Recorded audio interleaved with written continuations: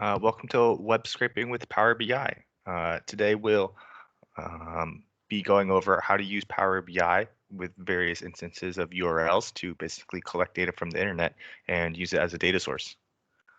So yeah, the first thing we're going to do is we'll use a link to a Google spreadsheet, and we'll just show how we can use a sheet that is being hosted in Google Drive as our data source. So first we'll click File, we'll just do Get Data, Web, and we'll plug in our URL here. Make sure that there's nothing in front. We'll hit OK.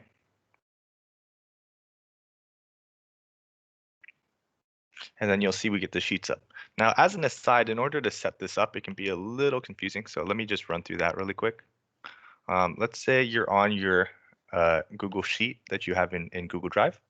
We're going to go to File. We're going to go to, actually, it might be in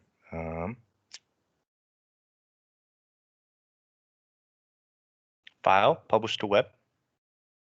And we want to change web page to Excel. And then you can just copy the link, and that should work with Power BI. So pretty easy to set up, but just in case. Let's pull in all the sheets. And go ahead and click OK, load. And you'll see it'll load them from Google Drive. We now have the sheets in Power BI. We can check out the data in Data View. And yeah, just as we expected it to be.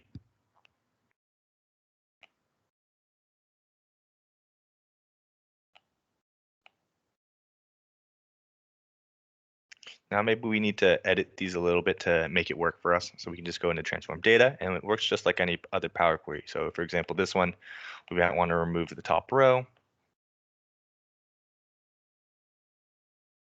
We might want to promote headers. Here, same thing.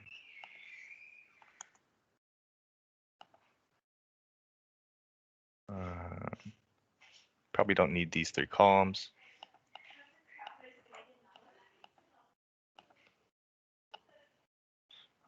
Here, this one's a little confusing. For this one, what we're going to do is delete the top 2 rows. Don't necessarily want to promote headers, but we're going to transform and transpose. And then we can promote headers from here.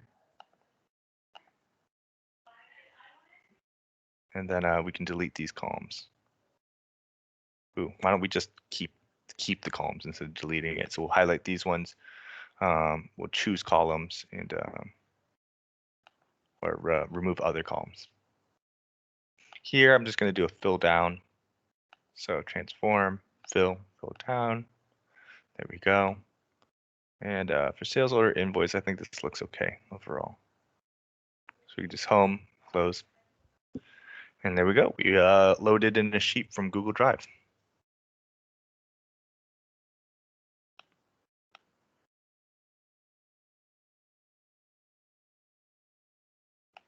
All right, next we will actually pull some data straight off the internet. So let's go ahead and do edit queries again. I'm just going to delete what we already did because we're going to start with a whole nother data set. If you want, you can start a new file.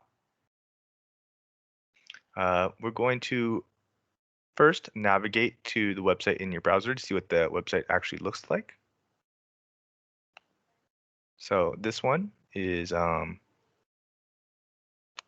me get the link for you.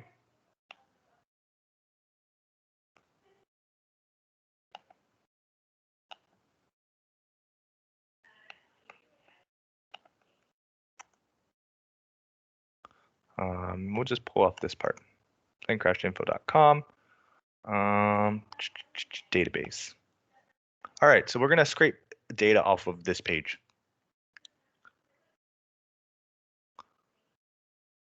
The Plane Crash Info website contains mostly of text in a series of years. Let's click on a year to explore a little bit more. Click on 1921. Notice that the table is in a table. Now, if we right-click and we click Inspect, we'll see that this, if we kind of break into this, is actually a table element here, right? And so when we web scrape the data, that's actually what we're going to be looking for are these table elements, and we be scraping for these table elements. And that will basically fill in our database for us. Also notice that the URL is like 1921.1921.htm. We can like click on another year to verify. This is like 1922, 1922. So like the URL pattern's the same, so we'll kind of take advantage of that as well. So let's load in one page, for example. Let's just start with the first one.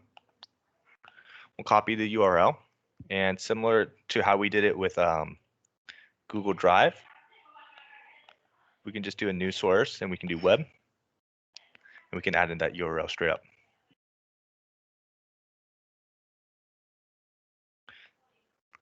We're going to click table 1, and you'll see the data will load. We can click OK. And we can see that it's basically all that data from that table. Now, if we go to the source step, we can actually see that it's the HTML of that page. If we go down, this is the rest of the HTML we were looking at.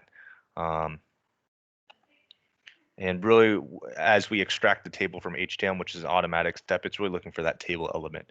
Now, if you really get into Power Query, you can really learn to edit this, and you can look for other elements besides table. You can really put together your own tables. But for now, we'll just use the automatic function, and we'll really be scraping tables or scraping websites that have these table elements. Wikipedia, random websites, most tables that have information will use these table elements. So Power BI automatically applies the extracted table from HTML step. This step searches the HTML for the source step and returns the table element. It is possible to tweak the extracted table from HTML to search for other elements or to grab the table differently, but that is beyond the scope of this lab. For now, we'll suffice with just changing the source step. Let's modify that 1920 value for 1921.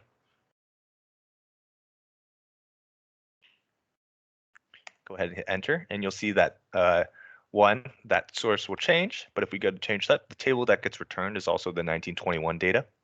We can do this again for 1922.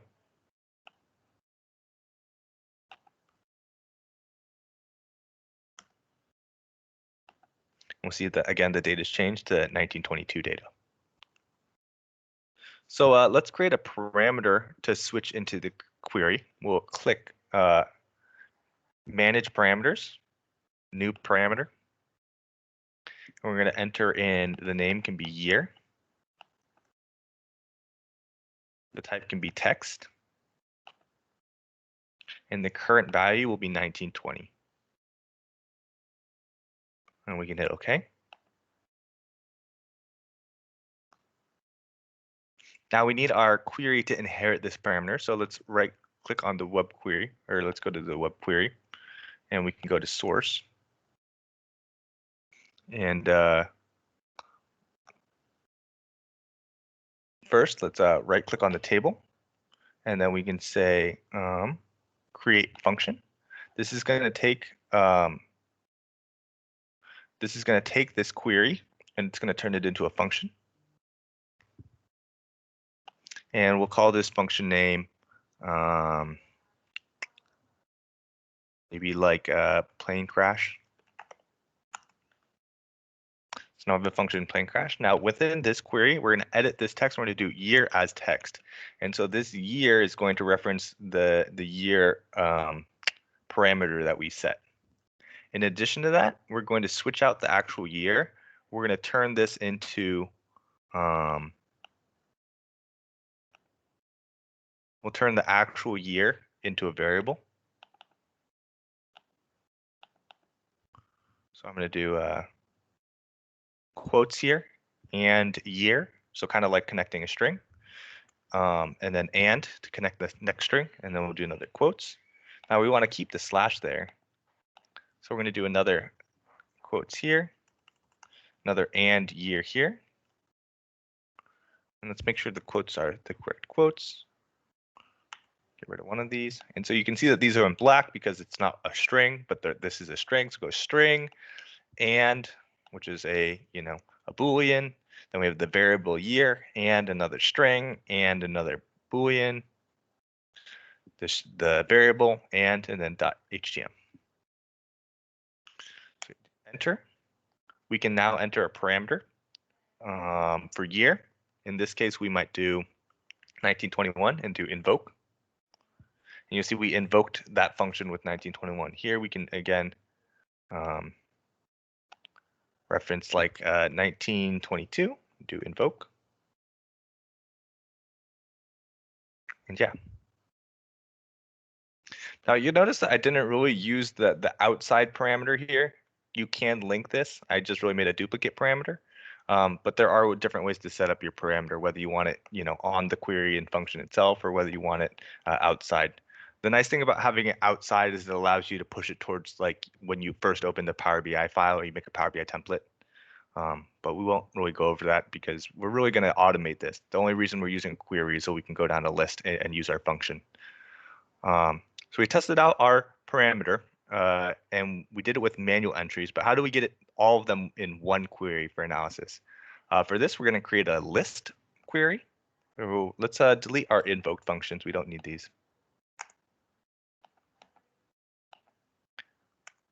And we're going to go new source, blank query. And we're going to do equals, and then we'll do 1920 ... 2021.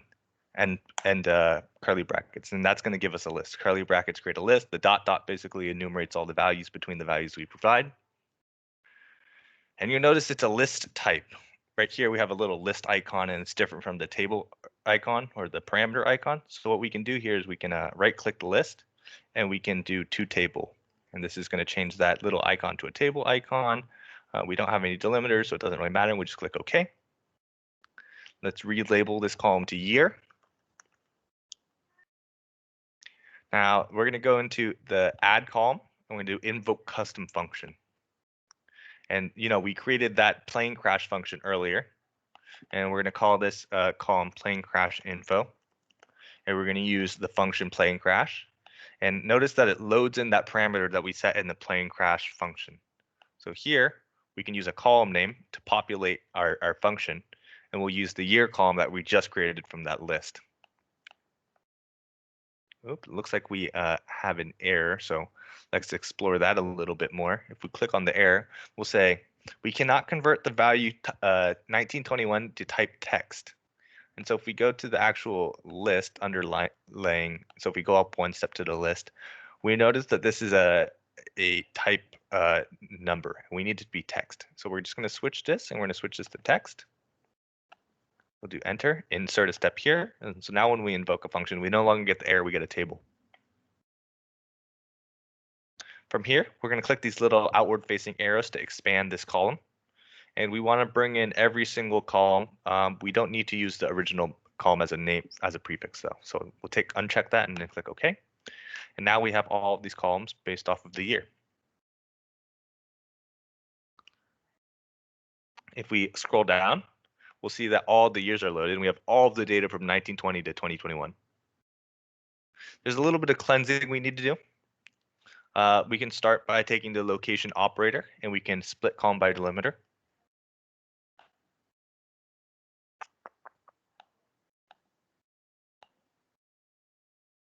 In this case, we will split by a hyphen. And click OK. And then obviously this is the location. And this is the operator.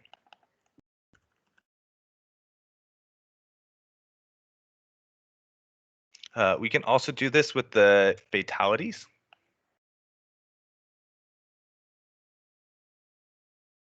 And if we do some exploring on that original website, we click like one of these, we'll see that those three numbers, 1919 are really abort, fatalities, and ground. So let's split these up by delimiters as well. So we'll go back to our Power BI. We'll first split this column by delimiter.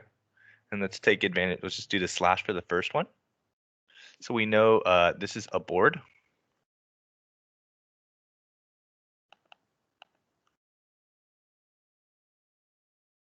And now we can see,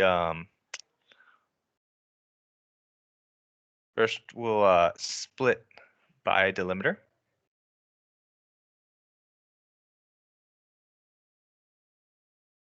And we'll use the first one. And so we now know that this is fatalities. And then here we can, instead of splitting, we'll just extract and we'll do text before delimiter. And we'll do the text before that end parenthesis to just extract that.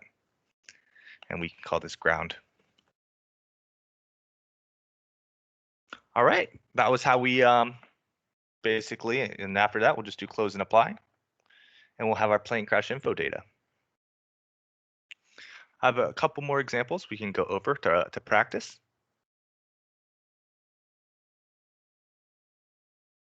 But I'll save that for the next segment of this video.